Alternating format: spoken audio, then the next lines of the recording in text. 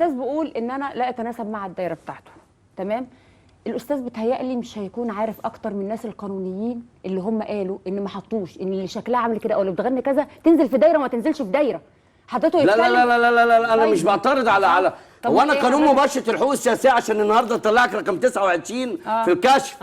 هو انا النهارده دلوقتي مين اللي اداك الاحقيه في كده؟ وانت حضرتك الدوله ادتك الاحقيه في كده، لكن انا كموجود في الدايره. أيوة. وراجل تعايشت في الدايره وراجل شفت الدايره. حضرتك ما تتكلمش باسم الناس. انا مش بتكلم باسم الناس، انت باسم لسه دلوقتي سعادتك بتقولي أيوة. طب ان يا عندك فندم انت قلت حصيله ليه؟ اصوات وقلت ان حصيله الاصوات اللي عندك اختلفت ولما لقيتيها اتقسمت جيت لنا على الجمهوريه. ايوه المشكله لما انا اكون نازله في حته والاصوات اتفتتت عادي جدا. يا استاذ يا استاذ حسن يا استاذ حسن الحزب الوطني اللي حضرتك منه، حضرتك ممكن تبقى من الناس النظيفه في الحزب الوطني. تمام. في الحزب الوطني ناس فاسدين كتير. تمام. اللي هو قامت بثورتهم 25 يناير. تمام. اللي سقطت نظام مظبوط.